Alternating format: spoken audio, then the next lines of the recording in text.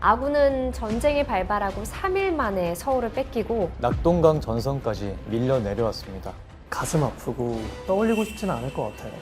기분이 좋지만 너무 신바람이 나가지고 내가 근데 뭔가 제가 생각했던 거랑 완전히 다른 것 같아요. 이 전투가 바로 화룡장 전투입니다. 화룡장 전투는 6.25 전쟁의 판도를 바꿨다는 평가를 받고 있는데요. 지금부터 그날의 이야기를 들려드릴게요. 안녕하세요. 안녕하세요. 스토리텔러 상병 송강입니다. 그날 군대 이야기에 오신 것을 환영합니다.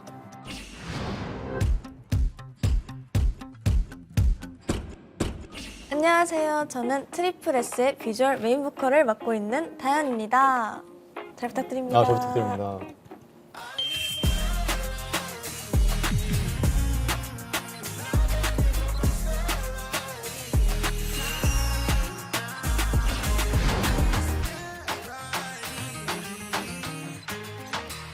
안녕하세요. 스토리텔러 이혜성입니다. 그날 군대 이야기 오신 것을 환영합니다. 와.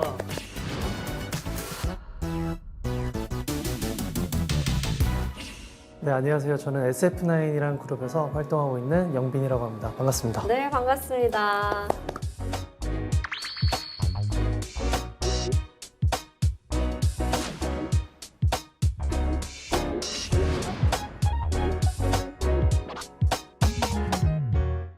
춘천에 있는 이군단 본부근무대에서 복무를 했었고요. 그때 현역 시절에 네. 그날의 군대 이야기를 되게 재밌게 봤던 기억이 있는데 아, 보셨구나. 오늘 제가 이렇게 나와서 또 이야기를 들을 생각하니까 좀 설레는 것 같고 되게 신기한 것 같아요. 너무 잘 오셨습니다. 감사합니다. 네. 오늘은 6.25 전쟁이 한창이던 1950년 7월 17일에 벌어졌던 전투 이야기를 준비했어요. 6.25 전쟁 초반의 상황을 알고 계신가요? 자세히는 잘 몰라요. 네, 제가 설명드릴게요. 아군은 전쟁이 발발하고 3일 만에 서울을 뺏기고 거의 한 달 만에 낙동강 전선까지 밀려 내려왔습니다.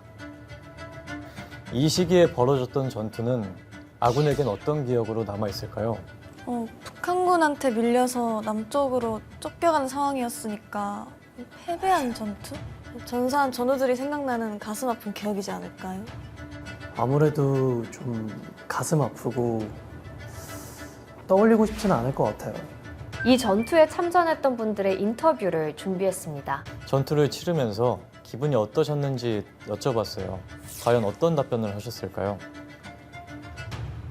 기분이 좋지만 내가 기관총 반장인데 너무 신바람이 나가지고 내가 우리 사수를 제쳐놓고 내가 기관총 손잡이 할 때 내가 한껏 땡겨서 얼마나 사기 올랐으면 그렇게 했어요.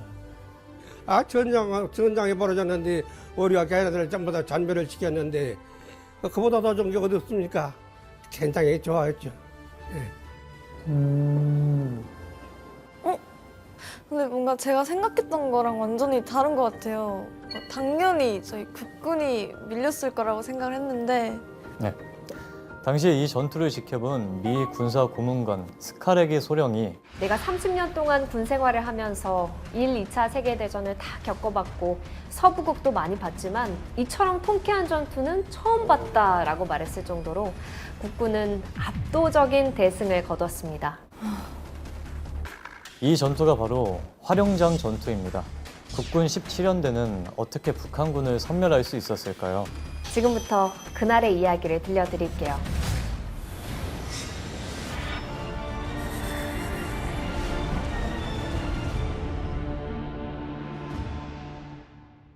영빈 씨가 다현 씨가 화룡장 전투를 이렇게 기억하셨으면 좋겠어요.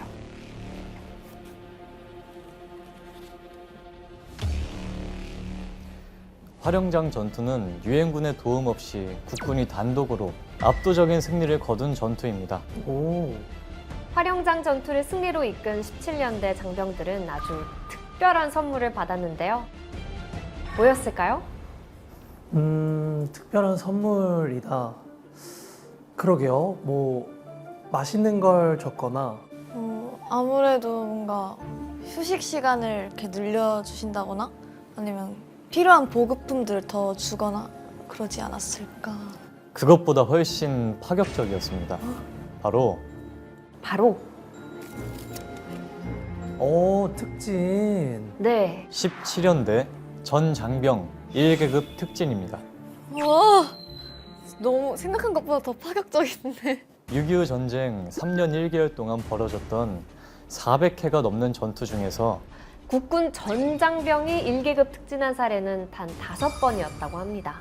그럼 그 5번 안에 그 화룡장 전투가 있었고, 그래서 특진할 만큼 정말 중요한 대단한 전투였다라는 거죠? 맞습니다.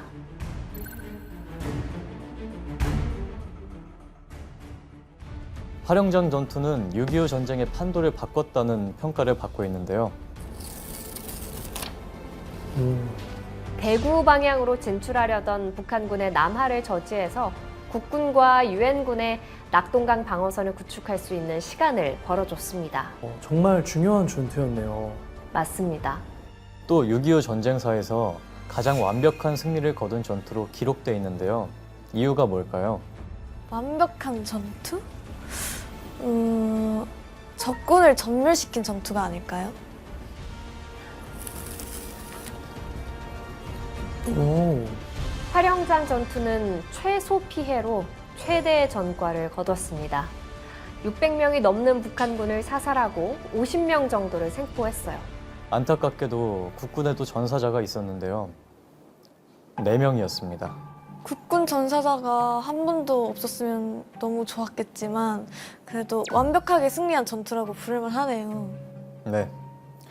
화룡장 전투에서 국군 장병들이 압도적으로 북한군을 이길 수 있었던 이유가 뭘까요? 압도적으로 이길 수 있었던 이유면 뭔가 무기나 국군의 어떤 사기가 아니었을까요? 북한군에 비해서 무기도 진짜 형편이 없었고 병력도 훨씬 적었어요. 그럼 어떻게 이긴 거예요? 바로 민, 관, 군의 긴밀한 협조가 있었기 때문인데요. 이걸 한번 봐주실래요? 오, 뭐죠? 쪽지인가요? 나는 중달리에 사는 연봉림이요. 어젯밤에 북한군이 밤새도록 우리 마을을 지나 상주 쪽으로 내려갔는데 나는 지금 신고하러 가는 중이요. 주민이 북한군의 동선을 알려줬구나. 맞습니다. 주민의 제보가 아주 결정적이었어요. 국군 17년대는 상주 주변을 수색하고 있었는데 이때 자전거를 타고 오던 북한군 병사를 생포했어요. 그러면 정보를 더 얻을 수 있을 것 같은데요? 맞아요. 북한군 포로를 통해서 북한군 15사단 48연대가 상주를 점령하기 위해서 내려오고 있다는 사실과 이날 오후에 상곡리 일대와 송계 분교에서 휴식을 취할 예정이란 정보를 얻었어요. 그래서 17년대 1대대가 세운 계획은 내복이었습니다. 북한군보다 먼저 도착해서 숨어 있다가 기습 공격을 하는 거죠. 이제 중요한 건 기습 타이밍을 잡는 건데 1대대가 노렸던 건 북한군의 휴식 시간이었습니다. 아, 휴식 취할 때는 긴장이 풀어지니까. 맞습니다. 7월 17일 1대대는 송계분교 운동장이 한눈에 보이는 건너편 야산에 내복 진지를 구축했습니다. 100개가 넘는 참호를 파고 참호 곳곳에 브라우닝 자동소총을 배치했어요. 이제 기다리는 일만 남았습니다. 1대 대원들은 가만히 숨죽이고 북한군이 오기만을 기다렸어요. 와, 이게 아무래도 기습 작전이다 보니까 너무 떨렸을 것 같고 뭔가 우리 국군 장병들이 그때 막 숨죽여서 기다린 상상을 해보니까 뭔가 제가 다 긴장이 되는 것 같고 지금까지 북한군한테 밀려서 계속 내려오기만 했었잖아요. 그래서 저였으면 너무 무섭고 두려웠을 것 같아요. 저걸 죽여야 내가 사니까 그 생각만이지 내가 겁이 나서 도망가야 되겠다 이런 생각은 없어요. 죽으면 어떡하나 이런 생각은 하나도 없었어. 야, 이번에 한번 그 할을 한번 풀어보자.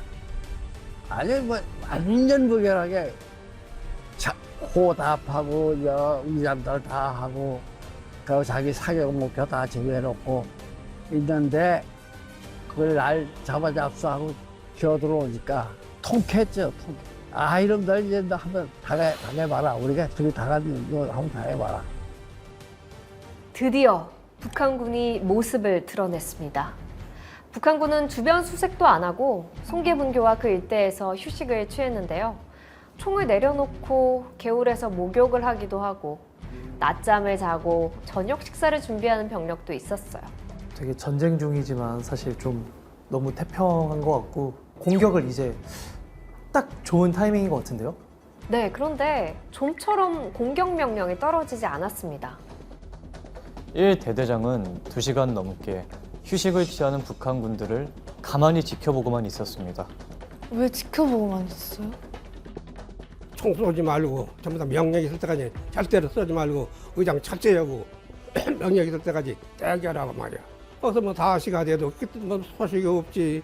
이놈들은 오랫동안 호딱 먹고 뭐 개월에 가서 목욕을 하는 놈에 그냥 낮잠 자는 놈에 이리저리 소리내는 놈에 별놈 다 우리가 그런 걸 좀 잡았으면 좋겠는데 뭐 명령이 떨어져야 잡죠. 7시 30분이 되자 1대대에 공격 명령이 떨어졌습니다. 저녁 식사를 하기 위해서 북한군들이 한자리에 모였을 때였죠. 아, 흩어져 있는 북한군을 그 모이는 타이밍을 기다리고 있었네요. 맞습니다. 1대 대원들은 북한군을 향해 소총, 기관총, 박격포 사격을 퍼부었습니다. 경계를 늦추고 있던 북한군은 국군의 기습 공격에 대책 없이 당할 수밖에 없었습니다. 한 발 안 쏘고 다 어디로 도망가는 게 없어요. 실제로는 이렇게 한 600명 정도밖에 총은 한 1200정이 있는데 600명 어디로 도망갔다는 거예요. 그래서 대대장이 수색하라. 1대대는 상공리와 그 주변을 샅샅이 뒤져서 숨어있는 적을 모두 사살했습니다. 이때도 마을 주민들이 적군의 위치를 알려주고 국군을 도왔죠. 7월 18일 오전, 연대장은 상공리의 격전지를 돌아보고 있었는데요. 북한군 후속 부대가 있을 것으로 판단하고 주변을 정찰하라고 지시했습니다. 출동한 연대 수색대는 북한군 포로를 생포했는데요. 문서 2통을 가지고 있었어요. 북한군 15사단장이 48연대장에게 보낸 거였어요. 이건가요? 네. 무슨 내용이 적혀 있었을까요? 왜 중간 보고를 하지 않는가? 무전기와 전령은 무엇에 쓰려는 것이냐? 그러면 북한군 15사단장은 그 어제 북한군이 그 48년대가 기습당해서 전멸한 거를 몰랐던 거네요. 맞아요. 음, 그리고 나머지 한 통에는 48연대는 45연대와 합세하여 국군 6사단을 공격하고 김천, 대구 방면으로 진출할 준비를 하라. 아, 그럼 북한군 45연대가 48연대가 있던 곳으로 온다는 뜻이죠? 네, 국군 17연대장은 조만간 북한군 45연대가 화령장 북쪽을 통과해서 상주로 진출할 거라 예상했죠. 이번에도 매복해서 기습하기로 했는데요. 국군 17연대 2대대에 이 임무가 맡겨졌습니다. 7월 19일 17년대 2대대는 동관리 삼거리와 하성리 사이의 산악지대에 진지를 구축했습니다. 이제 또 북한군이 나타나기만 하면 또 되네요. 그런데 진지를 점령하고도 이틀이나 지났는데 적군이 나타나지 않았습니다. 눈치채고 도망간 건 아니겠죠? 그럴 수도 있었겠지만 2대 대원들은 인내심을 갖고 기다렸어요. 긴장과 초조함으로 기다리던 21일 새벽, 짙은 안개 사이로 북한군의 선두가 보이기 시작했습니다. 와, 드디어. 그런데 기다림은 또다시 이어졌어요. 북한군 45연대 전원이 아군의 매복진지 안으로 들어올 때까지 기다린 거예요. 공격 개시를 알리는 오성 신호탄과 함께 동관리에서 전투가 시작됐습니다. 2대대의 모든 화기가 북한군의 공세를 퍼부었습니다. 기습 사격을 받은 북한군은 허둥지둥하며 숨을 곳을 찾기 시작했어요. 하지만 거기엔 은폐물이 없었고 가까운 거리에서 공격을 받았기 때문에 대부분 사살됐습니다. 국군 17년대는 17일에 상곡리에서 북한군 48연대를, 21일에는 동갈리에서 북한군 45연대를 섬멸했습니다. 통쾌하네요. 네. 기적적인 5일 동안의 전투로 600명이 넘는 북한군을 사살, 50명 이상을 생포하고 수많은 전투 장비를 노획했습니다. 화령장 전투에서의 승리는 우리 국군에게 북한군과 싸워도 이길 수 있다는 자신감을 심어줬고, 국군과 유엔군이 낙동강 방어선을 구축할 수 있는 시간을 벌어줬습니다. 네, 영빈님 오늘 이야기를 듣고 어떠셨나요? 아무래도 6.25 전쟁에서 가장 중요했던 또 전투 중에 하나라고 오늘 또 제가 기억하게 될 것 같아서 굉장히 좋은 이야기였고, 참 이때 6.25 전쟁 때 참전하셨던 용사분들께 다시 한번 감사의 마음이 생기는 것 같아서 뭔가 마음이 따뜻하면서도 또 전쟁의 승리에서 통쾌하기도 하고 그런 것 같아요. 힘든 환경에서도 우리나라를 지켜주신 참전 영웅분들께 너무 감사드리다고 말씀드리고 싶고 또 이 감사한 마음 잊지 않고 살아가고 싶습니다. 제일 자랑스러운 전투로 압니다. 이게. 물론 인천상륙도 했고 서울입성도 하고 해봤지만은 그거보다는 그건 뭐 유엔군에 같이 이루어서 협조를 받아서 한 거지만은 전 3년 1개월 동안의 전쟁을 통해서 과연 최소한의 희생으로 최대 전과를 올리고 전세를 역전시킨 것이 바로 하연입니다. 정신입니다. 정신. 군인 정신. 17년대가 군기가 엄하고 그래서 거기는 뭐든지 하면 그대로 실천합니다. 당부에서 명령 내리면 명령에 따라서 절대 복종하지. 끝까지 싸워서 이긴다. 그래 절대로 쟤네들한테 지지를 않는다. 확고한 그 정신무장 중요하다고 생각합니다.